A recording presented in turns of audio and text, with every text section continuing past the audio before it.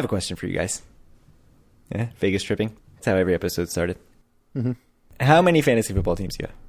I only have one this year. I cut down a lot. If you'd asked me like 4 years ago, I would have at least 5 every year. See, I'm a firm believer. You're not bad about this, so I won't. I've never heard you talk about fantasy football except for like 2 seconds ago. I'm a firm believer that you either need to only have one fantasy football team. Same with brackets. You only need to have one bracket. Or you just never need to talk about it. Or if you're going to talk about it, don't be like, oh shit, I left so-and-so on the bench. It's like, which bench? You have 5 teams. Like somebody the other day that I followed tweeted like, oh man, I left what's-his-face, somebody who had some like monster game on the bench. But it's okay because he's on my other team playing. And it's like, okay, so you have so many teams that every scenario is covered. It's just like if you have 55 brackets, like, yes, I picked that upset. It's like, okay, it doesn't matter because you got 10 other picks wrong because you're in your wacky bracket. You don't get any credit for just like buckshot spraying picks in fantasy football. But you do. That's why people talk about it. That's why I make one sports bet a year. Patrick Bamford, leading scorer for Leeds, and I will talk about it until the day the bet is closed.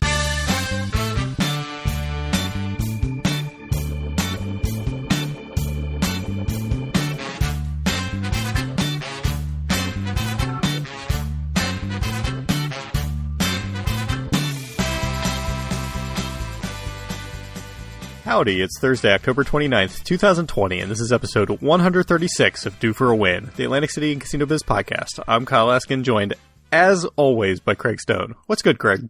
We're back in 2 weeks. We didn't go 4 weeks. I think it'll actually be 15 days by the time the episode's posted, so I take it back. That's not good at all. I do have to take some blame. We try to record kind of early on in the week, Monday, Tuesday, but it is Thursday today, as was just stated, and it is my fault. So I don't know if you know this about the episode, but it's so meticulously and methodically edited that I need a full 72 hours of lead time from recording to posting the episode. It's not that I'm just procrastinating once the episode comes out. It's really every waking moment is spent just combing over every second of the podcast to get the best end product we can possibly get. And I think it really comes through when you listen. I think you never hear any cuts that are clearly edits. There's no weird transitions with no segues because I cut out a whole bunch of stuff or like, my air conditioning went on. None of that because it's so well edited. Speaking of having to make a bunch of cuts in the podcast. Damn it. Really, the problem is I need to email Baruch and be like, hey, when are you guys going back? Because I've noticed that my podcast partner's editing has gone way downhill since he's been working from home. Oh, yeah, we just got word that we're not going back until the fall of 2021. Oh, gosh. At the earliest. All right, so don't worry. If you could just stick with us for another, 10, 11 months, we'll be back to our usual high standards then.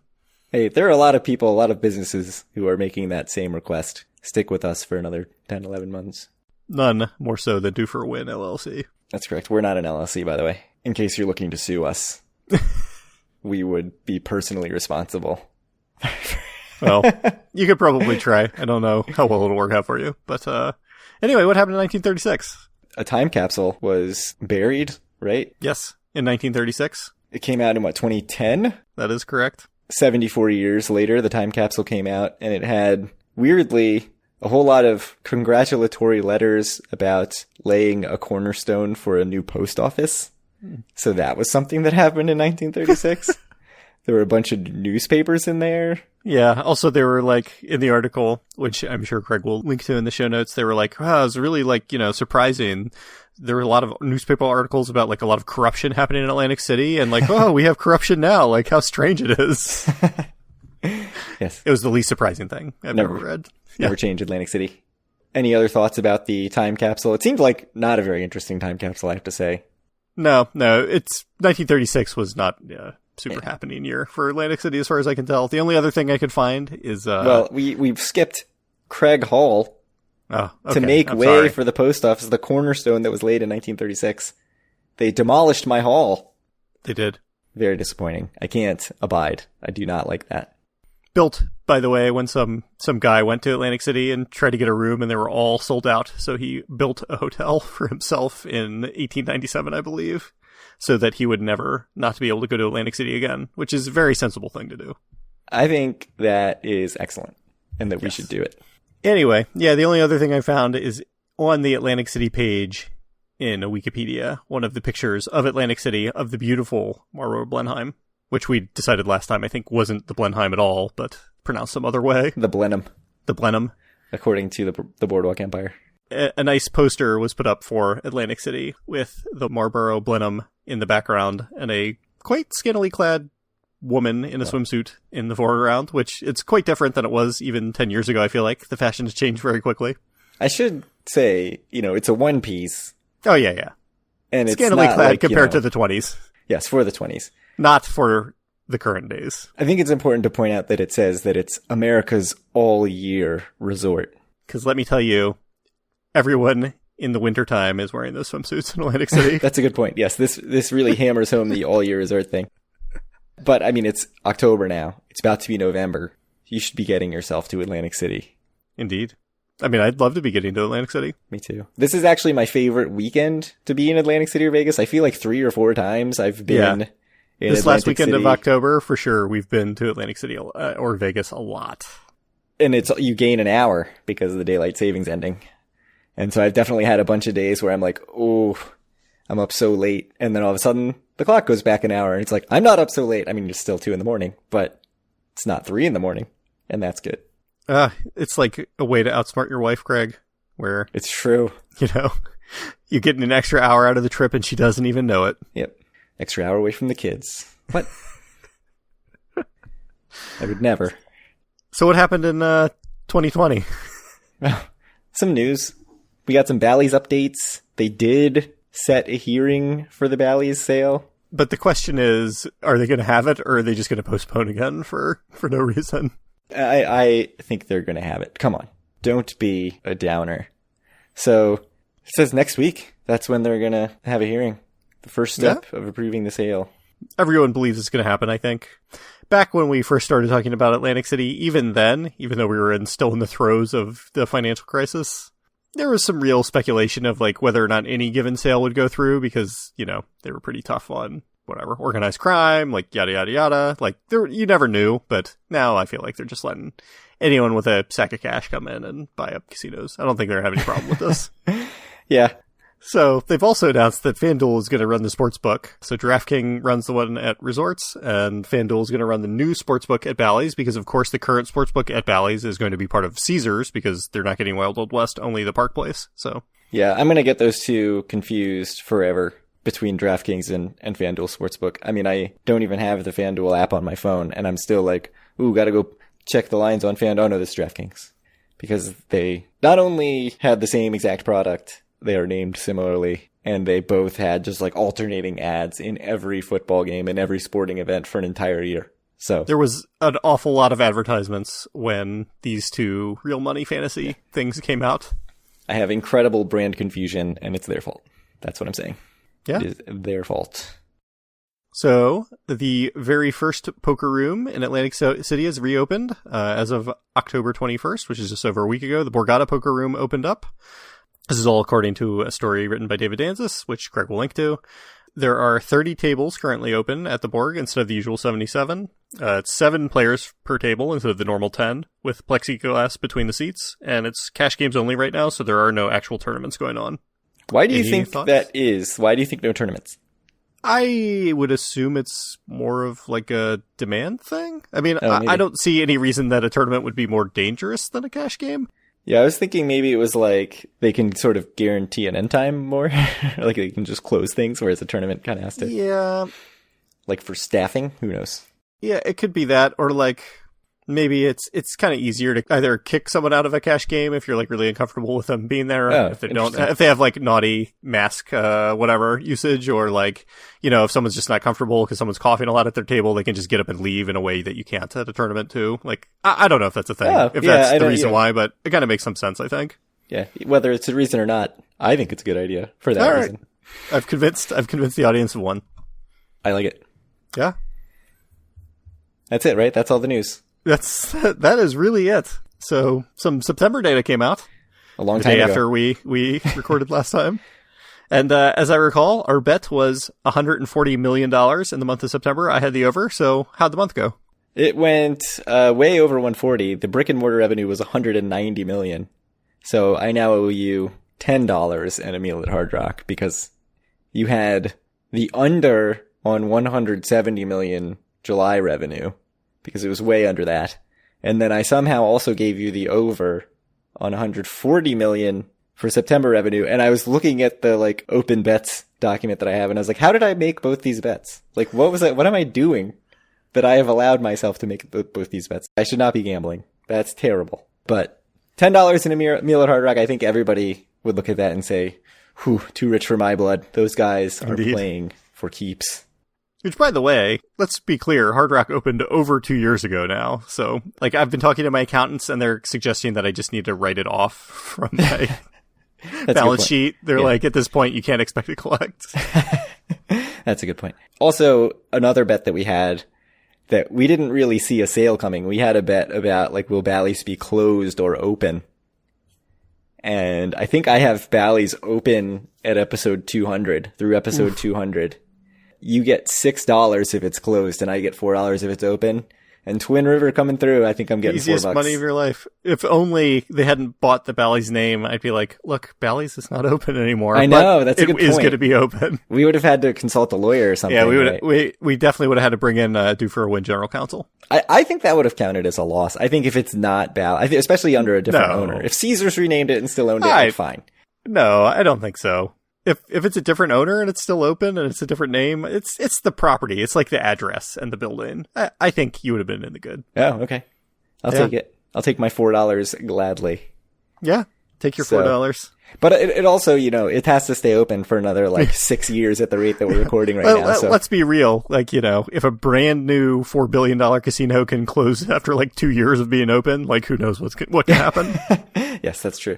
A brand new casino that opened, in the middle of a financial crisis. Because we're not going through anything right now that would cause trouble for a casino. No. So I think this will be totally fine. Look, we got Q3 numbers today. It's great. Yeah, they looked fine. So as long as Twin River can get their online gambling up and running, everything will be fine.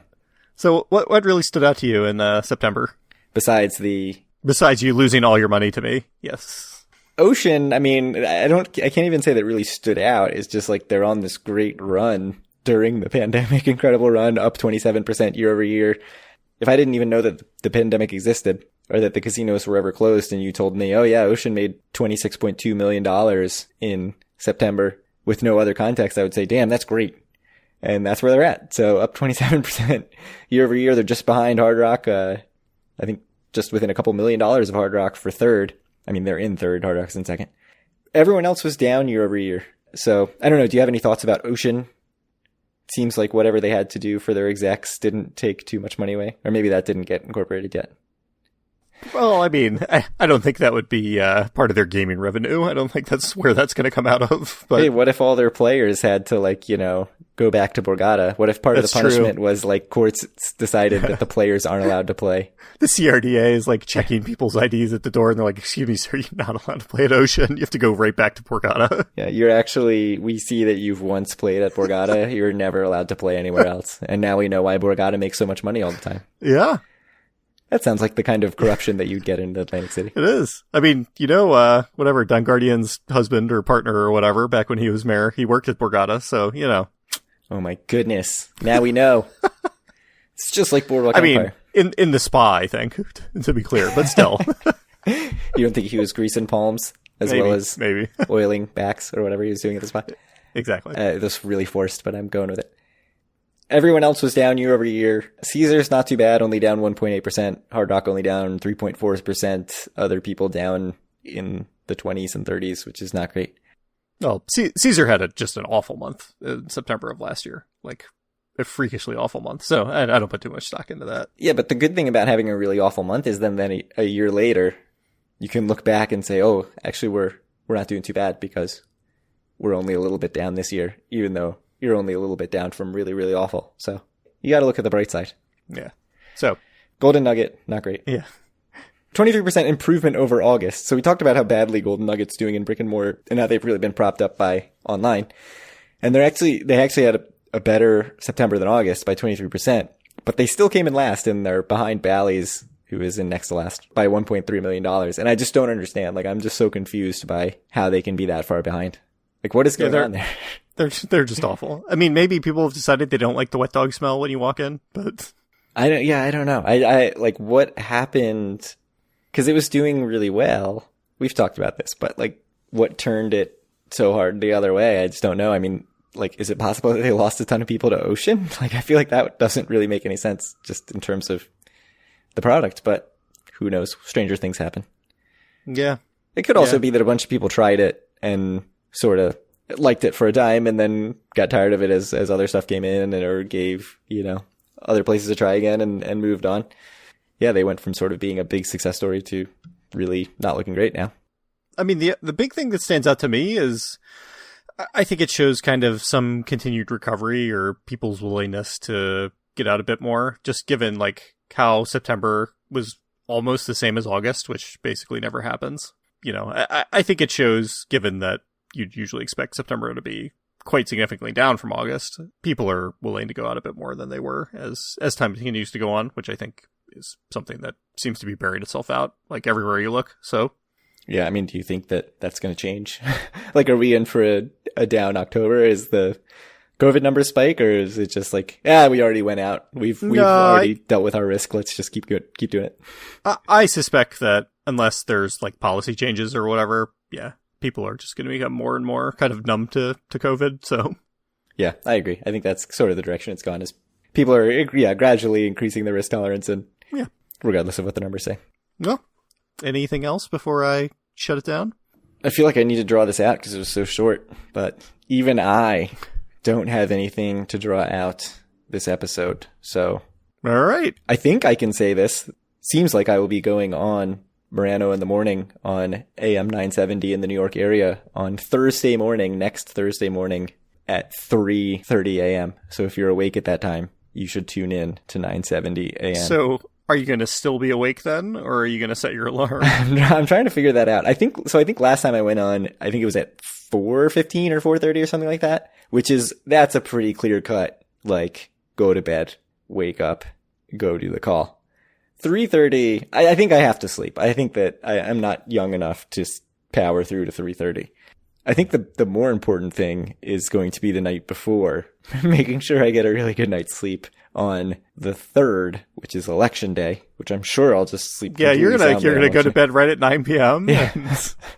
I mean, we're not going to know anything on election day. So Thursday morning, the 5th, that is when I will be on Morano in the Morning. So listen to that, check that out. It'll be available, I'm sure, on downloadable after the fact if you cannot get up at 3:30 in the morning. No, if you love Due for a Win, you should probably set your alarm. That's true. That's a good point. I mean, if you want more of me everywhere, which how could you not? You need to boost ratings. Like, downloading is not enough. We need ratings. Okay. You need to make Craig the number one listened to guest on Morano in the Morning. Go to whatever advertisers are advertising, buy from them. Listen to the show live. We expect you all to eat nothing but crab fries while you're staying in Chickies and Sweets. Yes. If you're not doing that, I mean, are you even a fan of the show? Go to the Target in Clark, New Jersey. Yeah, that's a good point. All right. Well, if you'd like to reach out to us or any of our other listeners, like Han, you can do so at facebook.com/group/DoForAWin. Find all of our amazing content at DoForAWin.com and buy a shirt. Send Craig questions on Twitter at DoForAWin or me at Kyle Askin, and send Craig some questions via email, which he may or may not check apparently, to DoForAWin@gmail.com. When's the last time you checked the email, Craig? Well, I check it every day, but like in the evening. I heard Han was waiting for you to get back to him for quite a while on T-shirt. Oh yeah, so the T-shirt form does not send me an email notification. It just populates a form. And since we only get a T-shirt order like once every 6 months, I mean, we get just like waves of T-shirt orders. Like, we can't even keep them in stock, but I'm still really bad at checking them. We did get an order from India, which I just didn't respond to because I assumed it was fake. But if you ordered a shirt to India, email me again. Email doforwin@gmail.com and say, hey, I actually wanted that shirt. If not, I'm just going to assume it was fake. It makes me feel a bit bad, but we've gotten like quite a lot of people from like India and Bangladesh that have tried to join the Facebook group, and I let like the first 3 of them in, and then they did like horrific spam in our group. And now, like, for the most part, like, if you're from India or Bangladesh and you want to join the Facebook group, like, send me a message or something and when you try to join, because I'm not going to let you in. I can't believe you're institutionalizing this racial profiling. I pretty much, man. I mean, I don't feel great about it, but I also don't like cleaning up spam, even though it involves checking like 3 boxes. Yeah, I mean, the real annoying thing is not the spam. Well, I mean, the spam is annoying, but there's also like spam comments. Yes, and everyone like reports it, and I don't know. It's a big thing. Yes. So don't anyway, spam the Facebook group. PSA. Don't spam the Facebook group. If you're from India or Bangladesh and would like to join the Facebook group, we'd love to have you. Just send me a message instead of just joining with your like 3-day-old account, because I'm probably not going to let you in. Yeah, I think we're huge in Bangladesh. So yeah. So Boardwalk Empire. Oof. What went down? All I told you today when we talked is I think it was the most violent episode kind of to date. I think you can sum it up very quickly. Most violent episode to date. No Van Alden. 2 things you need to know. That's it. Also, no Commodore in the episode. But basically, it's same old. The political machinations. Jimmy and Eli are still trying to kind of make things work at the beginning of the episode, even though the Commodore is out of business, out of action, out of service. I don't know, whatever you want to say. And their $70,000 of booze has been blown up, so they have no inventory. Also, that's right. Basically, they had a pretty contentious meeting with all of the Commodore's oldie friends. Eli decides that this isn't the life for him, so he ends up trying to beg Nucky to kind of take him back. Nucky says no and calls him many mean names, not totally undeservedly. Harrow kind of ends up wandering out to the woods and tries to kill himself, but then doesn't, because he runs across kind of a group of people who just chill in the woods, apparently. He was right about to do it, and then a dog stole his mask and ran away. And he had to chase the dog for the mask, which I contend, if he was going to kill himself, he wouldn't have been worried about the mask. And then the episode ends with Jimmy and Harrow kind of taking revenge on one of the old dudes in the meeting and scalping him. Because this guy was obsessed with the Sioux and denigrating them. So I think they decided it was the most appropriate way to take care of him. Yes. Oh, also Eli ends up, clubbing some dude to death. Quite brutally. Former deputies, just hits him with a wrench and then is like, what have I done? I better hit this guy with a wrench a bunch more times to make sure I finish the job. Which is very Boardwalk Empire. It's very on brand. Yeah. For Boardwalk Empire. So I didn't need to see a scalping right before going to bed, I have to say. I think the wrench was a little more brutal than the scalping, but yes, they were both pretty graphic. Yeah, the wrench really, it was a lot. I don't think either of them were necessarily as brutal as, like, Jimmy slitting the dude's throat and then just, like, sitting on that for a while, as far as just a single scene. But having both of them in the same episode, that was a lot. It wasn't violent per se, but you got to see Harrow with a gun in his mouth for, 30 seconds or whatever. Yeah, I do think... Prepared for violence. There's now a quota where Harrow has to take the mask off for at least, 45 seconds an episode. But I don't find that necessarily, yeah, it's fine. Yeah, I think they just have to remind you, this guy's living a rough life. Oh, the Attorney General coming through for Nucky. Oh, yeah, Shooter McGavin doing it big. He's helping him out. Also going to play golf, getting some BJs in Nucky's place. Nucky seems... Normally Nucky was annoyed that the door was open. Yeah. Nucky seems like he's not into all that. I mean, I guess he's been on the top for so long and never had to worry about anything, and now he's got stuff to worry about. So he can't be hanging around with a bunch of hookers getting BJs with the Attorney General of the United States. Shooter McGavin. Yeah, I don't really have anything else. I mean, kind of same old. We had moved the plot forward some. I feel like, the whole Commodore plot line should be wrapping up soon, but I don't think it's going to make it through this season, but I have no idea. Yeah, I mean, so do you think... It feels like it's kind of coming to an end. Do you think Jimmy... It's still going to be Jimmy and Nucky butting heads, or Jimmy and Nucky coming back together at some point? I mean, it's clear at this point that Jimmy's mom is kind of the brains of the operation and the only reason it's still going, so we'll see. I assume it's going to be Jimmy and his mom having a falling out, but I really don't know. Oh, yeah, interesting. Didn't think about that. All right. I mean, no one really likes Jimmy's mom, and she does seem quite crazy. No one likes Jimmy's mom. How dare you? Except for Lucky Luciano.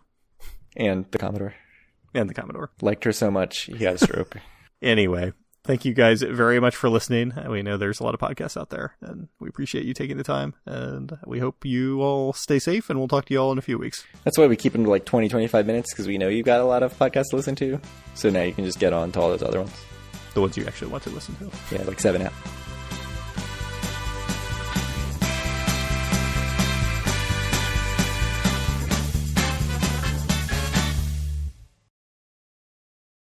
So when I opened up the casino revenues, shit, it's not updated, because I scrolled to the bottom and saw a bunch of zeros. Yes, but then I did too. Oh, yeah. I did the same exact thing. The casinos were actually closed. Yeah. I was like, fuck, I need to update it. Accurate But revenue. no. Yeah, not great. One of the best Q2s of all time for Atlantic City. An entire quarter of zeros.